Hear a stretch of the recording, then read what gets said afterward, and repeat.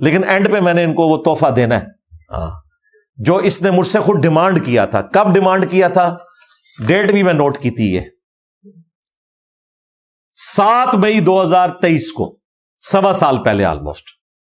اس نے ڈاکٹر اشرف جلالی نے کہا تھا انجینئر تجھے جس مسئلے پہ ناز ہے نا وہ تو بیان کر. جلوی جہنمی ہے. اب اس کے بڑھتے ہوئے فتنے کے مقابلے میں آج سے مرزا ملعون کو میں یہ کہہ رہا ہوں کہ اسے اپنے مسائل میں سے جس مسئلے پر سب سے زیادہ گھمنڈ ہے وہ ایک مسئلہ اپلوڈ کرے، وہ ایک مسئلہ جس پر اسے سب سے زیادہ گھمنڈ ہے. اللہ کے فضل سے میری سینکڑوں شاگرد اس کا محاسبہ کر کے دن دہاڑے اس کو تارے دکھا دیں گے. اصل میں یہ فتنہ پلانٹ کیا گیا اور مرزا قادیانی کی طرز پر اس کو اٹھایا گیا کہ یہ گستاخ جس کی زبان سے کوئی بھی محفوظ نہیں، اس کو فوراً لگام دی جائے. اور میں اس کا جواب دوں گا. آج تک جواب نہیں آیا. ڈاکٹر صاحب آج میں دوبارہ ریپیٹ کر رہا ہوں، میں ادی کو انجینئرنگ نہیں کروں گا. تھوڑے نکے پرا سعد رضوی نو میں کچھ عرصہ پہلے کاغذی شیر نو دوبارہ تو وہ سارا تحفہ دیتا ہے، لیکن آپ کے لیے میں ریپیٹ کر رہا ہوں کہ یہ منافقت چھوڑیں اور کیمرے میں آ کے یہ 5 عقیدے جو میں نے بیان کیے تھے نا تمہارے بزرگوں کی کتابوں سے، جن کو تم اون کرتے ہو. نمبر 1 چشتی رسول اللہ. ہاں، اور یہ نہ سمجھنا کہ کتابیں بدل گئی ہیں، اور نہ یہ دھوکہ دینا تمہارے بڑوں نے مناظرے لڑے ہیں اس کی حق میں. شبلی بولے اس طرح پڑھ لا الہ الا اللہ شبلی رسول اللہ. اور ختم نبوت کے ڈاکووں، شبلی کو رسول بنانے والوں، لا الہ الا اللہ چشتی رسول اللہ، لا الہ الا اللہ شبلی رسول اللہ. انہوں نے پھر پڑھا لا الہ الا اللہ شبلی رسول اللہ. اب بات یہ انہوں نے شبلی کو کیا کہا؟ کون ہے؟ کافر ہے. ان کے علماء نے لکھا شبلی نے جتنی باتیں کی حالت سکر اور مستی میں کی، خبردار زینہار ہرگز ایسے صوفیاء کے بارے میں زبان نہ کھولنا. تسی بکی جا رہے تمہارے کافر کہہ رہے نہ کھولنا، تم بکی جا رہے ہو. خبردار زینہار ہرگز ایسے صوفیاء کے بارے میں زبان نہ کھولنا. تسی بکی جا رہے تمہارے کافر کہہ رہے نہ کھولنا، تم بکی جا رہے ہو. اور تمہارے اعلیٰ حضرت جس کی وجہ سے تمہارے فرقے کا نام ہے بریلوی فرقہ، انہوں نے فتاوی رضویہ میں 7 سنابل کی تعریف کی اور کہا کہ رسول اللہ کی بارگاہ میں مقبول ہے. اس میں بھی چشتی رسول اللہ نکل آیا. اگر اعلیٰ حضرت کو پتا تھا چشتی رسول اللہ لکھا ہوا ہے تو اعلیٰ حضرت گئے، اور اگر نہیں پتا تھا تو اعلیٰ حضرت کی بزرگی گئی. انہوں پتہ ہی نہیں لگا کہ میں کیڑی کتاب پہ کوٹ کرنا وا، کیونکہ یہ تو کہتے ہیں وہ غوث وقت تھا، وہ تو پوری کائنات کو ایک رائی کے دانے کی طرح ہتھیلی پہ دیکھتے تھے. انہوں نے نہیں پتا لگا کہ یہ کوڑ لکھا ہے، اور جھوٹ باندھا کہ نبی الاسلام کی بارگاہ میں مقبول ہے. اور دوسرے جو ان کے سیکنڈ اعلی حضرت ہیں پیر میر علی شاہ صاحب المعروف ٹارزن، جن کا میں نے نام رکھا ہے، جو غلام احمد قادیانی دجال کے مقابلے پہ انہوں نے لانچ کیے تھے، انہوں نے کیا مناظرہ کرنا تھا؟ انہوں نے تو تحقیق الحق فی کلمت الحق میں خود چشتی رسول اللہ کو معرفت کی بات کا ہے. اور شکر کرو مناظرہ نہیں جو ہویا اس دجال نال. کہتے نہیں وہ لاہور جا کے بیٹھ گئے تھے، وہ قادیان تو آئے ہی نہیں. سرکار وہ نہیں آئے تھے، تسی پہنچ جاندے نا، نگاہ مار کے ساڑ دیندے نا انہوں. وہ اس لیے نہیں آیا تھا کہ گریٹ برٹن نے کہا تھا کہ اس نے گھنڈے رکھے ہوئے یہاں پہ تو تمہیں مار دیں گے، کیونکہ یہاں سے پٹھان بھی کافی سارے سال لے گئے تھے وہ. تو اس لیے وہ ایک امن کی وجہ سے اس کو انہوں نے نکلنے نہیں دیا. چلو وہ نہیں نکلا، اس کا کام تھا نا کہ یہ وہاں پہ جاتا، 1 گھنٹے کی ڈرائیو تھی نا، پہنچ جاتا وہاں پہ اور جا کے للکارتا اسے. اور دوسری طرف آپ کو کہانیاں کرا رہے ہیں جی، ان کو نبی الاسلام نے خواب میں کہا تھا کہ صبح تو قلم کو حکم دے گا، قلم خود لکھے گی. اللہ سے ڈر جاؤ. رسول اللہ نے تو کاتبین وہی رکھے ہوئے تھے، حضور کو تو اللہ نے کوئی ایسی قلم نہیں دی جو قرآن لکھتی ہو. تو پیر میلی کے پاس کہاں سے آ جانی تھی قلم؟ کوڑ جھوٹ مار دے جائے، اور جھوٹ پکڑے جاتے ہیں ان کے. تو چشتی رسول اللہ انہوں نے بھی معرفت کی بات کہا. اور پھر ان کے جو چاچو ہیں اشرف تھانوی صاحب، انہوں نے السنت الجلیہ فی الچشتیۃ العلیہ میں چشتی رسول اللہ کا جھوٹا دفاع کیا. اور میں اس کا پوسٹ مارٹم کئی دفعہ کر چکا ہوں اللہ کے فضل سے.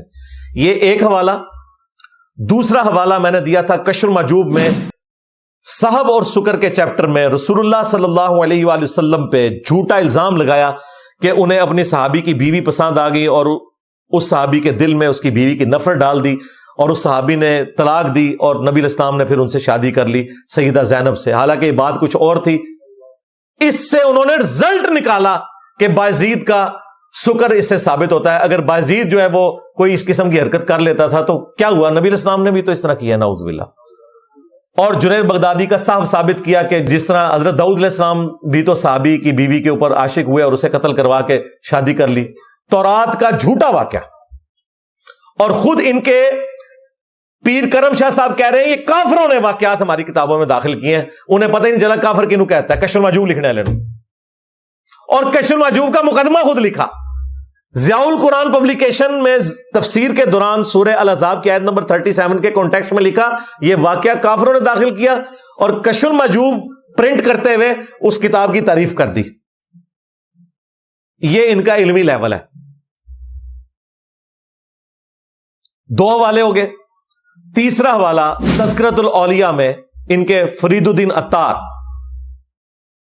جن کو منگولوں نے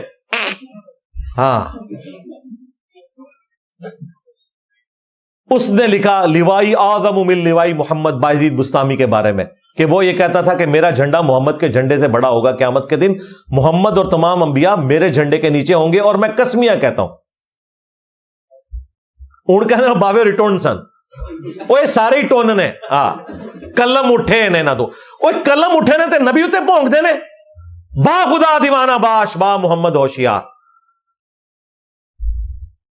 کہتے ہیں وہ اللہ ان کے منہ سے بول رہا۔ اس کے علاوہ اور بہت ساری جو ہے نا وہ تعویلات ہیں، مثلا یہ جو مرزا صاحب جو ہے نا اپنی انہوں نے بنائے ہوئے لوگوں کو کہتے ہیں کہ میرا جھنڈا لوائی اعظم من لوائی محمد، میرا جھنڈا محمد صلی اللہ علیہ وسلم کے جھنڈے سے بڑا ہے، ٹھیک ہے۔ اب اصل میں یہاں یہ بیٹ پہ نہیں جا رہے کہ یہ صوفیاء ایک ٹرم کے تحت یہ لفظ بول رہے ہیں۔ ٹرم کیا ہے؟ وحدت الوجود، یہ خاص کیفیت ہے، جذب کی خاص کیفیت ہے، یہ کوئی عام بات نہیں ہے۔ اب میں اس کی تعویل کر رہا ہوں جو ہے نا لوائی اعظم من لوائی، میرا جھنڈا محمد کے جھنڈے سے بڑا ہے۔